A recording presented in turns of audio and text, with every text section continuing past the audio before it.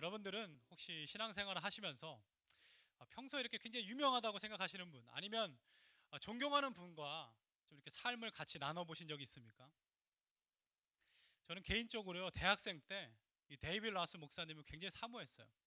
한국 이름이 오대원 선교사님입니다. 이분이 너무 보고 싶은 거예요. 이 오대원 선교사님은 이 한국의 예수전도단이라는 선교 단체의 파운더입니다. 그리고 그 단체를 통해서 제 개인적으로도 굉장한 큰 회심의 경험이 있었어요. 도대체 오대원 선교사님은 어떤 분일까? 이 한간 소문에 의하면 그분과 함께 이렇게 큐티를 나누면요, 막 힐링이 일어난다 그래요. 또 말씀을 듣고 같이 전도를 가면 그렇게 많은 사람들이 주님께 돌아온다고 합니다. 그런 무성한 말을 들으니까 더 기대감이 커지는 거였죠. 그래서 제가 하와이에서 뭐 선교단체에서 훈련을 받으면서 이 오대원 선교사님이 강의를 한다는 소식을 들었을 때 너무나도 흥분했어요. 드디어 만나는구나. 당일이 되었습니다.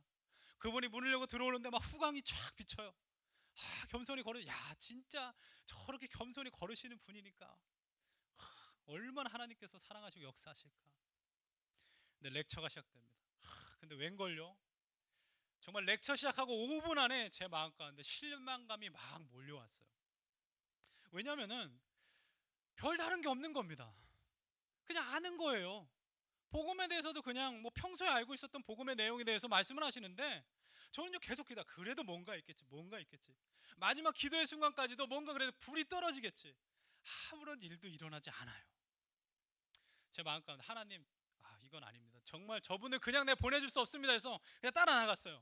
선교사님, 좀 시간을 주시고 저를 좀 보시죠. 이렇게 했더니 선교사님께서 그 바쁘신데도 시간을 내주셨어요. 제가 궁금해서 물어봤습니다. 선교사님은 젊은 나이에 한국에 사모님과 함께 오셨습니다. 26살에 오셨거든요. 어떻게 오시게 됐습니까? 어떤 특별한 이유가 있었나요? 그랬더니 그분이 잊혀지지 않는 대답을 하셨어요. 젊으니까 왔어요. 이렇게. 형제도 젊으니까 헌신하세요. 그게 끝이었습니다. 마음이 답답한 거예요.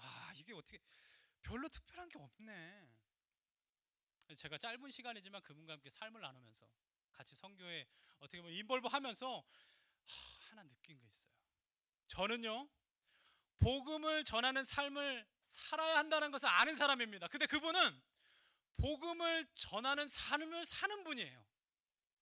아는 것과 사는 것은요, 엄청난 차이가 있는 것입니다. 이 오선교사님은 삶 가운데 계속적으로 하나님의 사역이 톱니바퀴 불듯이 계속적으로 돌아가고 있어요. 근데 저는 어떻습니까? 지식은 있어요. 알긴 알아요. 그렇지만 톱니바퀴가 숭숭 다 빠져 있어요. 주님만 열심히 돌고 계신 거예요. 사역 가운데 여러분 바쁘면 그 사역 빠집니다.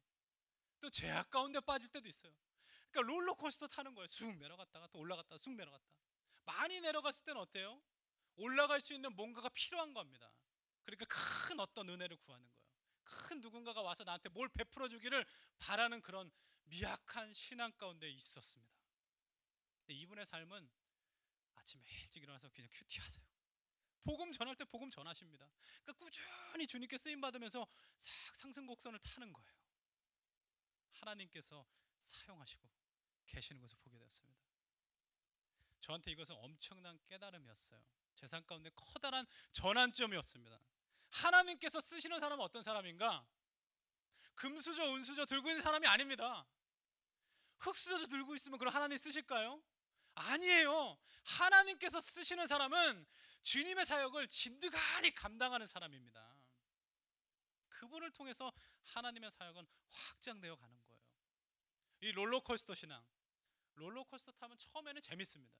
그렇지만 그거를 영원히 탈 것처럼 타는 사람은 없어요. 언젠간 내려야 돼요. 롤러코스터 신앙은 또 한계가 있습니다. 늘 그 정해진 레일 위만 왔다 갔다 해요. 그 이상을 벗어날 수 없습니다. 하나님께서는, 오늘 본문 사도행전이에요. 사도행전에 이 빼어놓을 수 없는 인물이 있습니다. 사도 바울입니다. 이 바울을 통해서 저에게 말씀하시는 것 같아요. 여러분, 바울은 도대체 어떤 사람일까요? 도대체 무슨 일이 그에게 일어났기에 하나님께서 계속적으로 이 사도 바울을 통해서 복음 사역들을 완성해 나가십니까? 제 스스로는 이 말씀 준비하면서 이것에 대한 해답이 없다면 제가 설교를 할 수 없다는 마음이 들었습니다.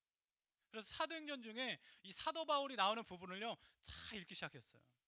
근데 제가 발견한 것은 사도 바울이 회심 사건 이후에 그렇게 큰 전환점이 없습니다.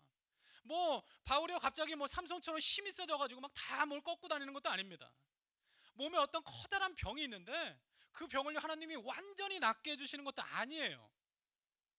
오히려 그의 몸 가운데는 가시가 있습니다. 이 약함이 있습니다.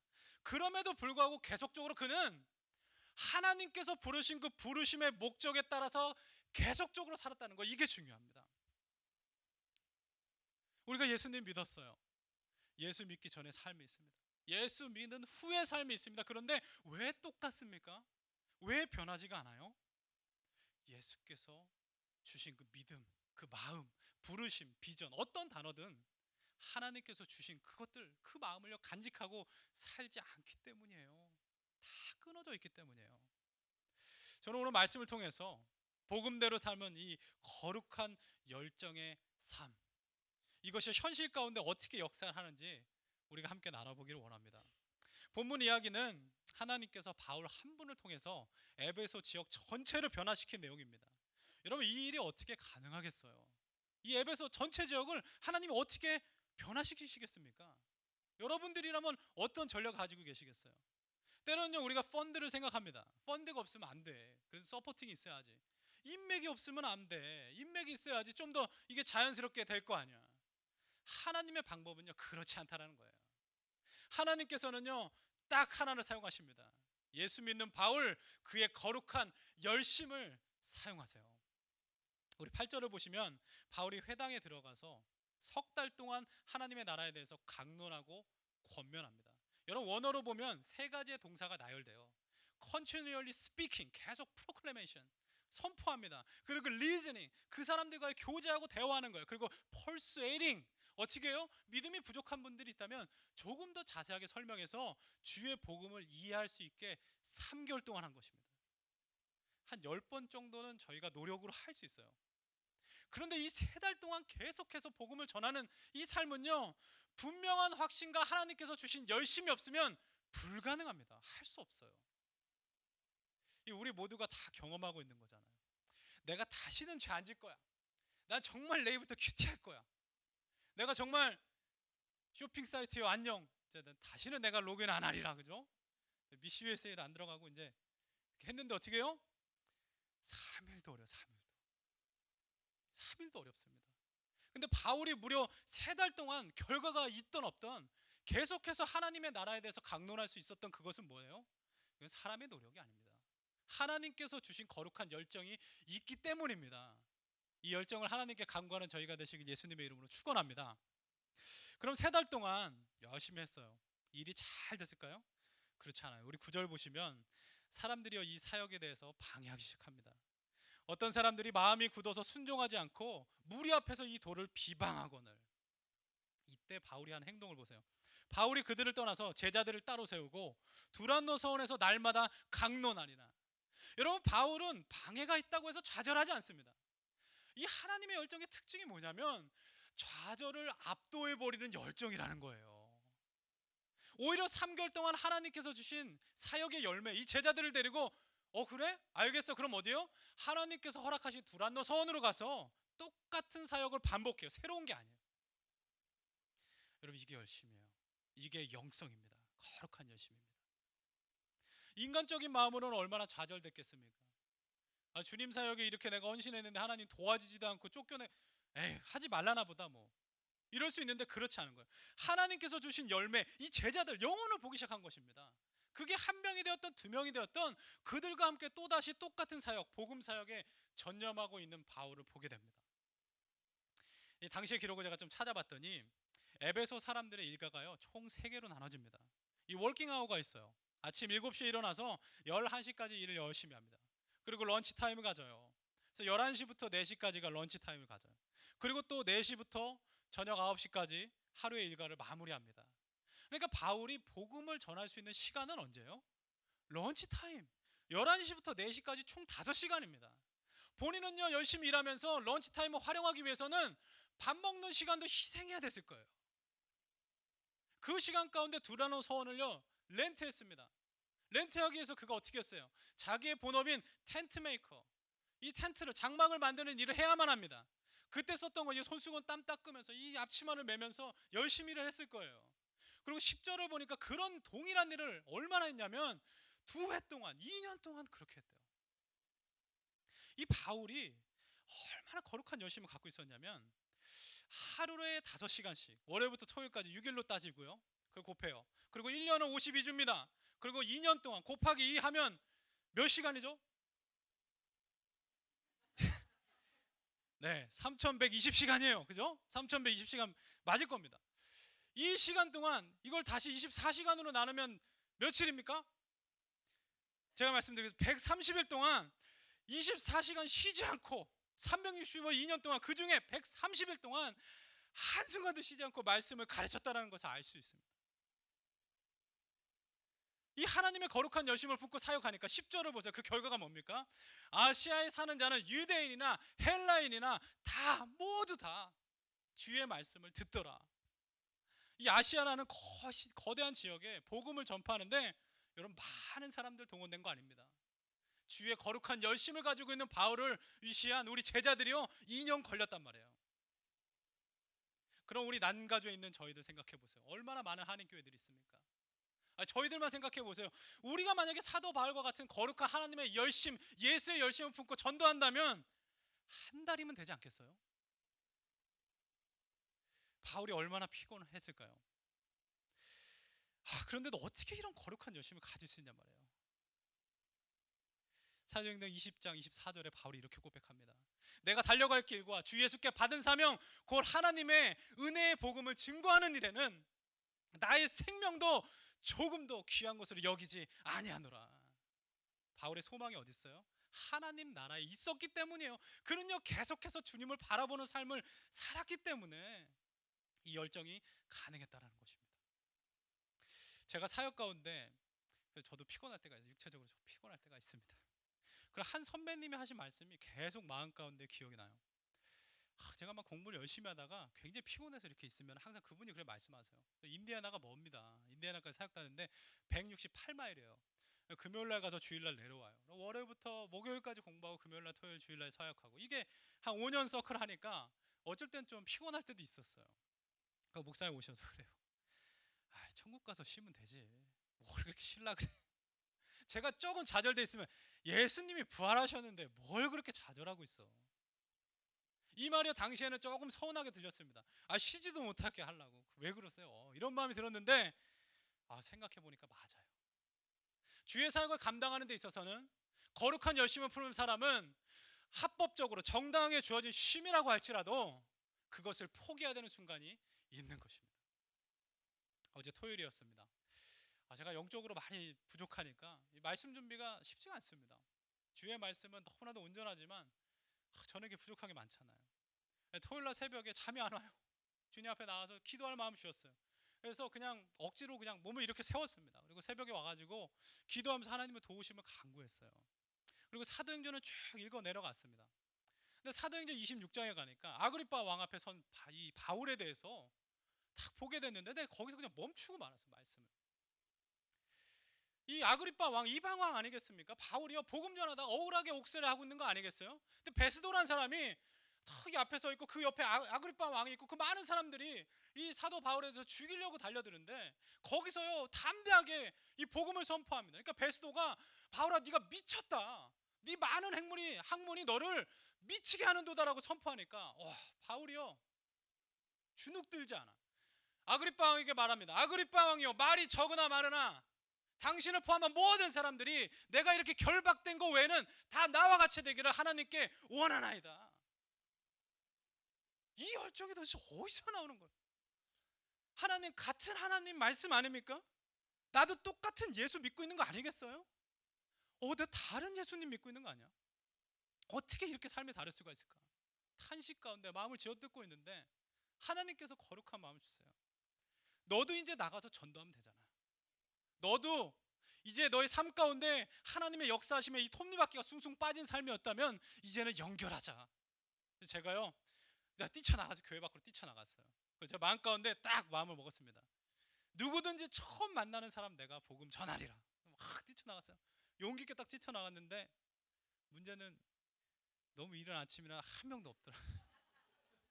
사람이 사람이 없어가지고 이렇게 막 하다가 없어요. 어떻게 하지? 차를 세워야 되는데 차들이 왜 이렇게 빨리 지나가? 차도 못 세우겠어요. 그래서 다시 그냥 이렇게 에이 들어오자고 들어오는데 또 마음가운데 불이 팍 붙. 너 또 이러다 이게 작심삼일이 이러다 나오는 거야. 이러다 안돼 안돼 안돼. 그래서 다시 돌아섰습니다. 그리고 내가 그냥 무조건 전환이라는데 하나님이 차 한 대 쑥 보내주세요. 차 한 대 들어오는데 우리 토요일 날 아침마다 아미고들 있죠. 이 멕시칸 분들이 오셔가지고 가드닝을 해요. 근데 그분이 타고 일찍 오더라고요. 문이 열려요. 할렐루야. 가서 복음을 전했어요. 그분이 영어를 잘 못합니다. 그렇지만 제가 보고 예수님에 대해서 잘 설명을 해줬더니 그분이 고맙다 그래요. 그리고 제가 같이 기도하고 다 이제 복음 전하는 거 마쳤습니다. 이제 사무실로 들어오는데 그 엄청난 충만한 마음. 야, 내가 새벽에 안 나왔으면 이분을 어떻게 만나? 너무 행복한 거예요. 주님 진짜 감사합니다. 그러고 또 이렇게 말씀을 잘 준비하고 있었어요. 여러분 보세요. 하나님의 사역에 톱니바퀴 하나 끼웠습니다. 하나님께서 또 하나 연결시켜 주시는데 또 말씀 잘 준비하고 있는데 두 명의 소리가 들립니다. 아까 그 아저씨는 아닌 것 같아요. 영어로 제가 들었어요. 딱 듣고 있는데 제가 저분들 복음을 전해야겠다는 마음이 들어요.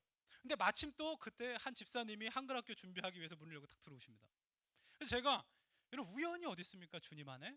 이게 웬일이야? 그래 나가라는 하나님의 신호인가 보다. 그래서 그 집사님께 말씀드렸어요. 집사님 같이 가서 우리 예수 복음 전할까요? 그랬더니 전하죠요. 나갔어요. 나가가지고 만났는데 가르시아하고 호세입니다. 이 가르시아는 영어를 잘해요. 근데 호세는 잘 못해. 가르시아에게 너 예수님 믿니? 안 믿는데요. 복음에 대해서 들어본 적이 없대요. 그래서 제가 하이니엄의 복음을 전했어요. 전하니까 야, 그 눈빛을 잊지 못해요. 반짝반짝. 그러냐. 자기는 한 번도 그런 메시지 들어본 적이 없대.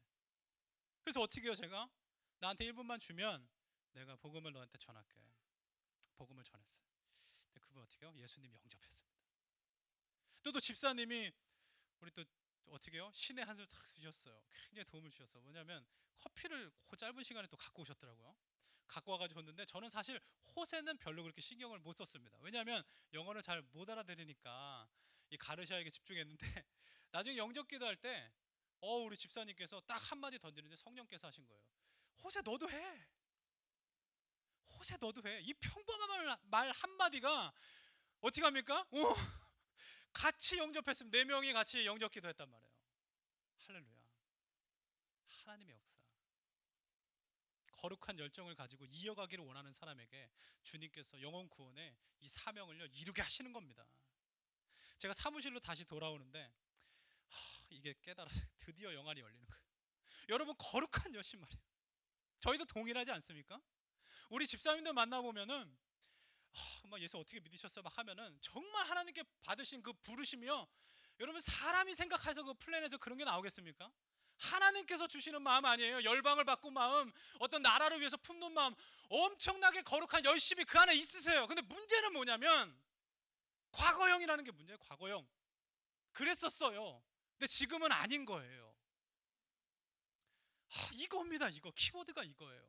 여러분 바울과 우리의 차이는요 많지 않죠. 그도 똑같은 사람이고 우리도 똑같은 하나님의 백성입니다. 다른 게 무엇이냐면 그분 하나님께서 주신 그 비전 가운데 날마다 성취하고 살아갔다면 우리는요 주셔도 그냥 보관만 해놓는 거예요. 과거형으로 보내버리고 마는 것입니다. 그 차이예요. 그 차이. 하나님께서는 거룩한 열심 있는 사명자들을 사용하십니다. 오늘 본문을 보세요. 하나님께서 어떻게 해요? 놀라운 일들을 행하시기 시작하세요. 여러분 이 타이밍을 보십시오. 열심 있는 거룩으로 나갔더니 어떻게 해요? 그 다음부터 하나님께서 역사하시는 것들이 엄청납니다. 11절 12절 보시면 하나님이 바울의 손으로 놀라운 능력을 행하게 하시니 심지어 사람들이 바울의 몸에서 손수건이나 앞치마를 가져다가 병든 사람에게 얹으면 그 병이 떠나고 악기도 나가더라. 여러분이 말씀 보면서 어떤 것이 제일 마음에 남습니까? 어떤 단어가? 저는 손수건과 앞치마. 이게 남자한테 어울립니까? 손수건과 앞치마가? 사도 바울이 지금 역사하는데 이게 심볼이 되나요?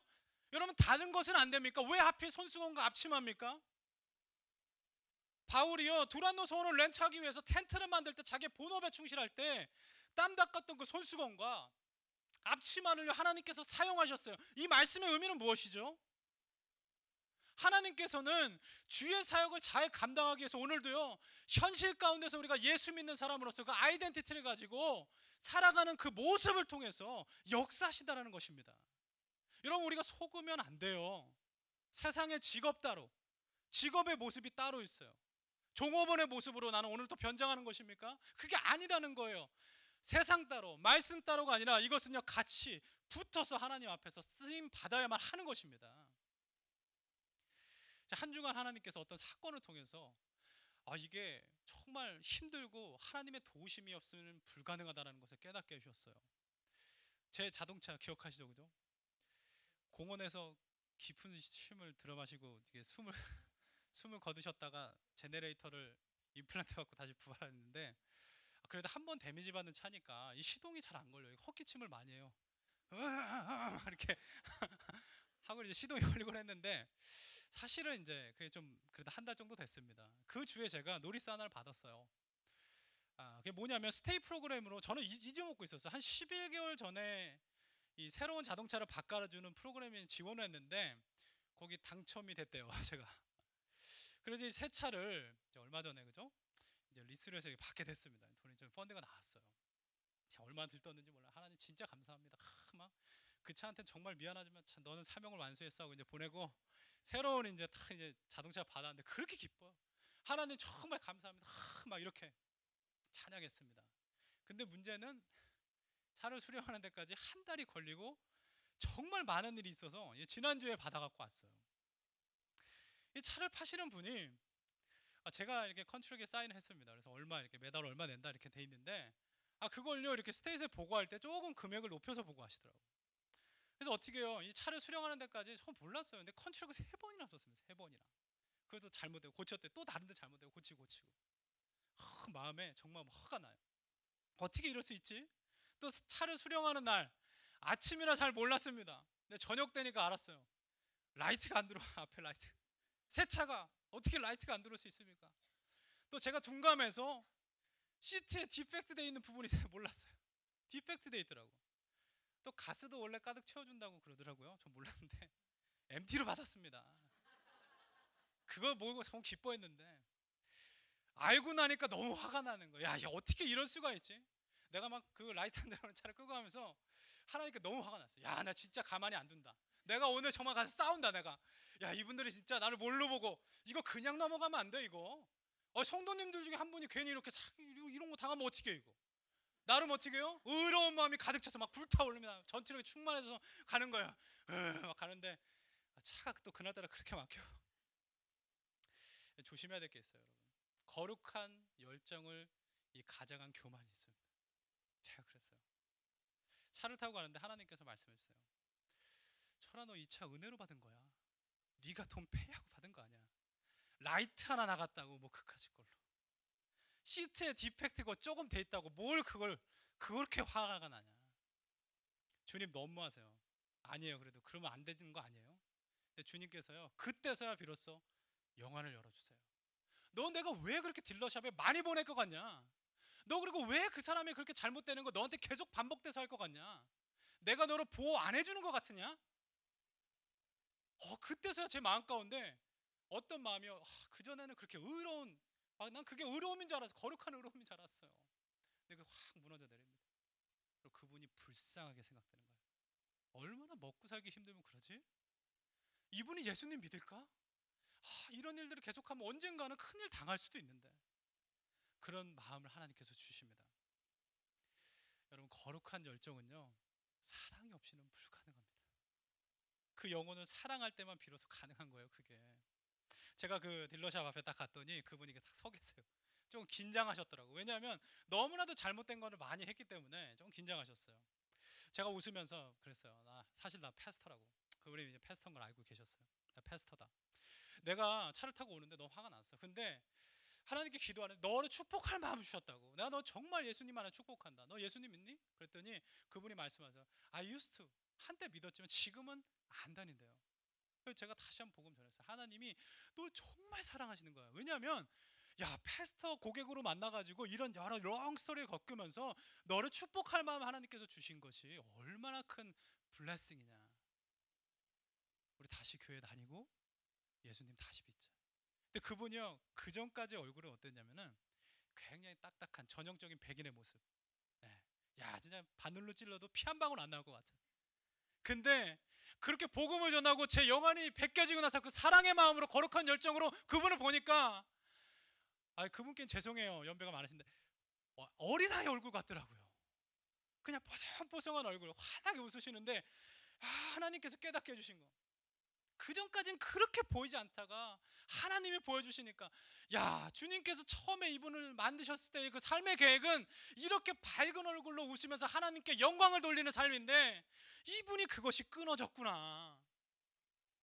예수 그리스도의 복음으로 다시 한번 이분이 주님 앞에 붙고 하나님께 쓰임 받으면 얼마나 아름다운 삶을 살까. 그것을 하나님께서 깨닫게 해주셨습니다. 여러분 꼭 기억하세요. 하나님께서 사용하시는 것은 무엇입니까? 우리의 손수건과 앞치마라고요. 내 직업 가운데 내가 만나는 사람들이 있습니다. 그때 하나님께서는 그 삶 따로, 교회 생활 따로가 아니라 내 삶 속에서 영혼을 구원하는데 나의 열정을 사용하는 것을 믿으시길 예수님의 이름으로 축원합니다. 오늘 본문 13절부터 20절까지를 보면은 이제 이야기가요, 영적인 사건으로 전환이 됩니다. 이 부분이 너무 중요해요. 어떻게 본다면 이 앞에 구절들은요, 주어가 바울이에요. 가시적인 이 어떻게 눈에 보이는 바울의 사역과 또 일어나는 능력에 대해서 집중했다면, 이제는 이 스피리추얼한 아주 영적인 사건들을 묘사합니다. 여러분 13절을 보니까 돌아다니면서 마술을 하는 어떤 사람들이 갑자기 뿔뚝 등장해요. 또 14절을 보니까 제사장 스게와의 아들, 이 마술이라고 되어 있는데 원어는요 엑소시즘입니다. 막 이렇게 해가지고 귀신 축사하는 거 있죠. 그런 일들을 하고 다녔다라는 거예요. 하나님께서 왜 이 사건을 드러내실까요? 주의 복음이 다 전파되는데 갑자기 탁 마술 행하는 자들, 또 유대인들 중에서 그렇게 행하는 자들을 드러내신 이유가 있어요. 주님께서는 복음이 전파되는 이 지역 가운데 영적 방해물을 반드시 제거합니다. 여러분, 이거 우리 눈에 보이지 않아요. 우리가 사역하면서도 눈에 보이는 뭔가가 있습니다. 열심을 다하면 하나님께서는요, 우리가 보지 못하는 영적인 부분까지 주님께서 해결을 해주신다는 것입니다. 이들이요 유대인들이에요. 유대인들의 엑소시즘 어떻게 합니까? 돌 맞아 죽어요. 이건 율법이 금지하고 있는 거예요. 또 한글 성경엔 제사장인데 원어로는요 하이 프리스트입니다. 대제사장의 계보예요. 말도 안 되는 일을 하고 있는 거예요. 어떤 신학자들은 제사장 이 스게와가 대제사장의 어떤 가문의 계보로서 에베소 지역, 이방 지역에 살면서 마치 자기가 대제사장처럼 계보니까 행세를 하고 다녔을 것이라 얘기합니다. 이름의 뜻도 보면은 마인드 마스터예요. 스게와의 뜻이 사람의 마음을 홀리는 사람. 예수님의 이름 전혀 믿음 없으면서 모태신앙으로 대제사장의 가문만 믿고 예수의 이름만 이용해서 이 역사하고 다니는 이 사람, 이 영적 혼탁함을 하나님께서는 그냥 두고 보실 수가 없는 것입니다. 그러니까 이 일을요 탁 드러내게 해주시는 거예요. 7명의 남자들이 막 축사하러 다닙니다. 똑같은 말 하면 예수의 이름으로, 바울이 선포하는 예수의 이름으로 내가 너를 명한다. 이것도 성경적인 의미가 아니에요. 의지해서 명한다는 뭡니까 도대체? 이런 것들 하나님께서 더 이상 그냥 놔주실 수 없어요. 순수한 사람들이 얼마나 많이 속고 살았겠습니까?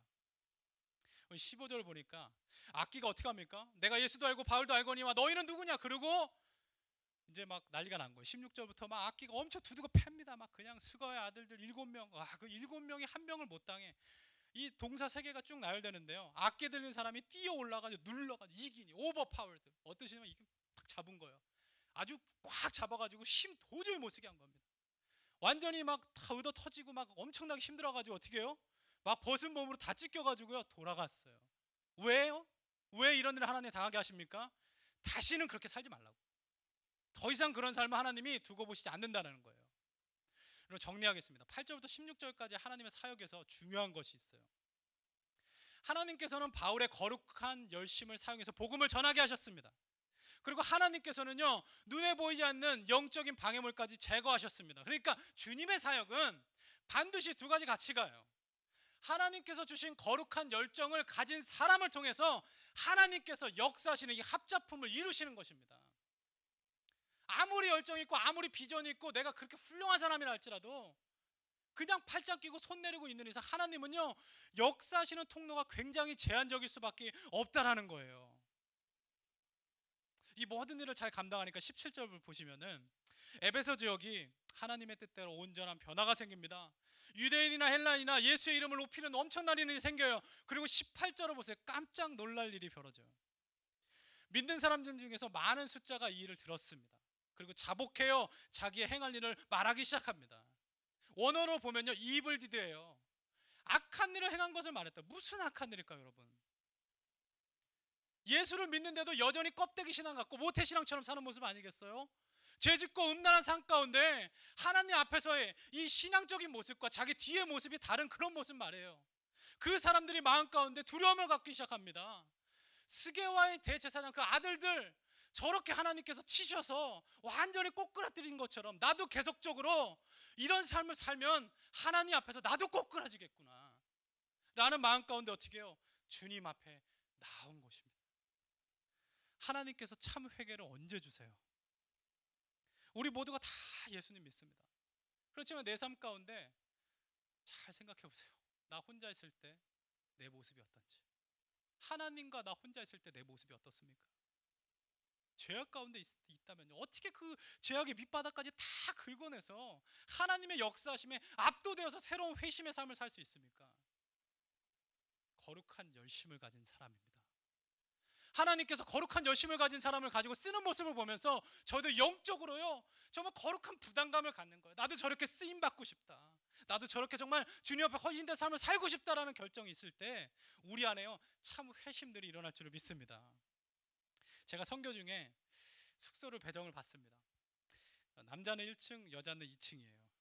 근데 이제 밤에, 첫날 밤이었어요. 첫날 밤에 렉처를 길게 들고 뭐 시차도 있으니까 얼마나 피곤하겠어요. 그래서 밤에 뭐 이렇게 가서 이제 잠을 자려고 하는데 2층에 이제 자매들 올라가고 저희는 이제 잠을 자려고 하는데 난리가 났어요. 2층에서 막 여자들이 소리 지르고 다 나와요.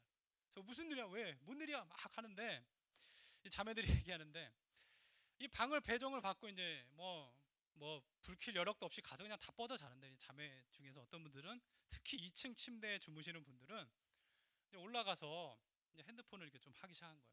근데 어두운 가운데 뭐가 이렇게 움직이는 것 같더래요. 뭐가 있는 것 같더래요. 그래서 플래시를 탁 켰더니 어떤 일이 일어났을까요? 이 때문에 바퀴벌레들이 천장에 다다다다다다 막 붙어 있는 겁니다. 소리 지르고 막 난리 나고 막 다 튀어나왔어요. 영적으로 동일한 일이 우리 삶 가운데 일어난다고요. 내가 그렇게 들어가서 죄짓는 그 공간, 그곳에는요, 바퀴벌레가, 죄악들이 가득한 그곳입니다. 아무리 얘기해도 안 되는 거예요.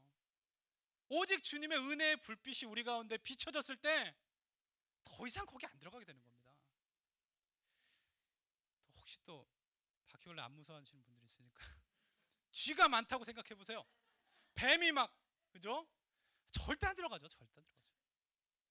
19절을 보니까 이 마술을 행하던 사람들이 책을 가져와서 막 태우고 시작합니다.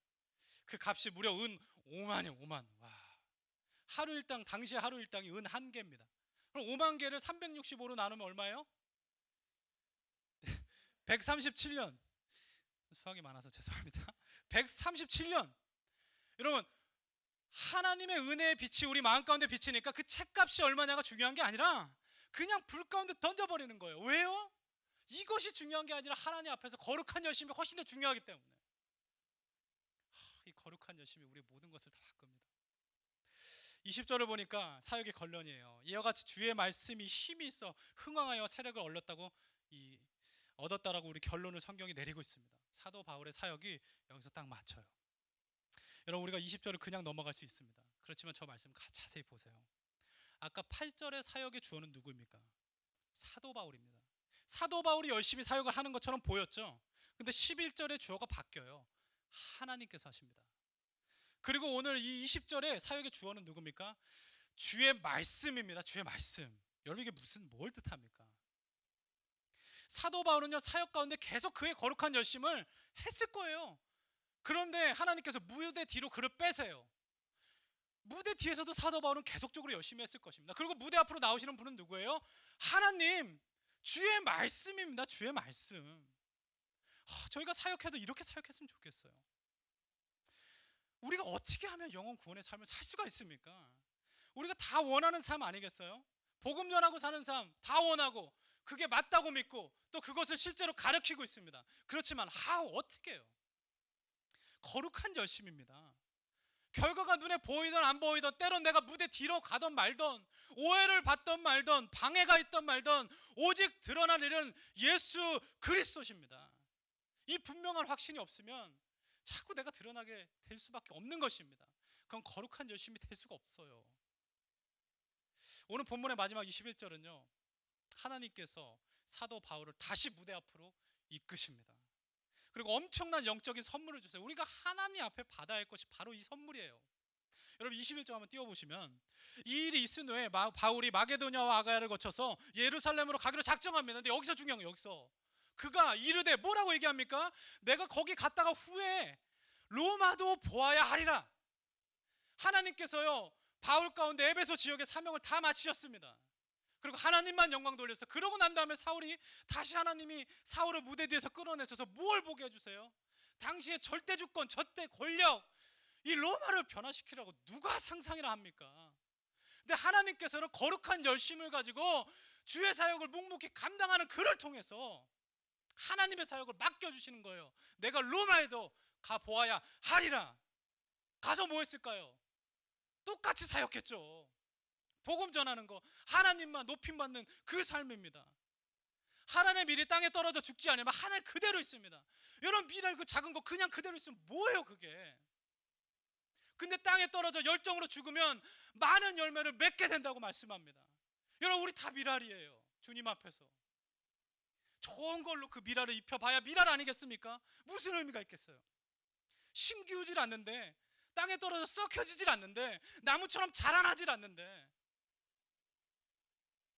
우리 자신의 삶을 거룩한 열심 앞에 헌신하는 저희가 되시길 예수님의 이름으로 축원합니다. 이제 마지막 예화 말씀드리고 말씀 마무리하겠습니다. 이 보스턴에 있는 작은 교회에 킴벌이라는 평범한 주일학교 교사가 있었습니다. 그는요, 유명한 분이 아니에요. 당시 영향력도 많지 않았습니다. 사람들은 그를 어떻게 평가했느냐? 성격이 소심하고 신경이 예민했던 분으로 평가해요. 그런데 그가 1858년에 한 구두방에 있는 학생을 계속적으로 찾아가기 시작합니다. 킴벌 선생이 환영하지 않아요. 바쁜데 자꾸만 귀찮게 옵니다. 근데 이 킴벌은 포기하지 않습니다. 거룩한 열정으로 이 아이에게 계속적으로 찾아가요. 그리고 이 아이가 이 거룩한 열정 가운데 감동했는지 주일 예배를 계속적으로 참석하기 시작합니다. 킴벌 선생님이요, 나중에 이 아이에 대해서 이렇게 회상합니다. 기록으로 남아있어요. 내가 그를 처음 봤을 때 그처럼 영적으로 어두운 사람은 처음 보았다.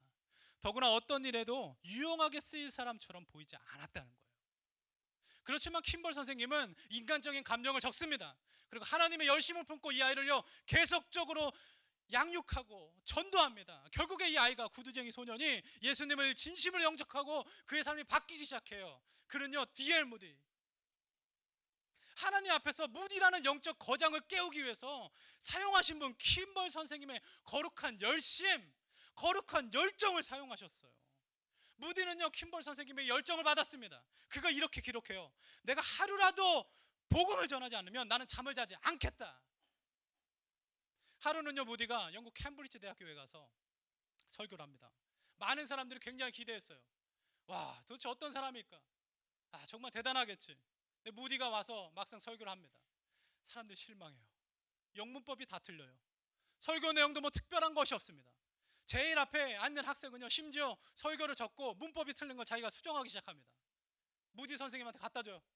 무디 목사님 여기 있습니다. 당신이 틀린 문법이에요. 그때 무디가 말합니다. 나는 내 문법이 틀린 거 알고 있습니다. 그렇지만 나는 내가 알고 있는 모든 문법을 사용해서 하나님께 영광을 돌리고 있습니다. 그렇다면 학생은 그렇게 잘 알고 있는 문법으로 하나님께 얼마나 영광을 돌리는 삶을 살고 있습니까? 그 학생이 아무 말 못해요. 다음 날이 되어서 학생회장이 찾아옵니다. 회개하고 예수님 영접하는 역사가 있습니다. 그 후로 학생들 안에는요, 이 대각성 운동이 일기 시작하는데, 그렇게 지식만 많았던 그 석학들, 삶을 살 수 없는, 아무짝에도 쓸모없는 자신들의 지식을 보면서 탄식하며 주님 앞에 나와서 대각성 운동이 일어나기 시작하고요, 그 유명한 시티 스터드도 이 운동 가운데 영향을 받아서 나오게 되는 거예요. 오늘 하나님께서는 무디 목사님의 말씀 인용해서 저희 가운데 도전하십니다.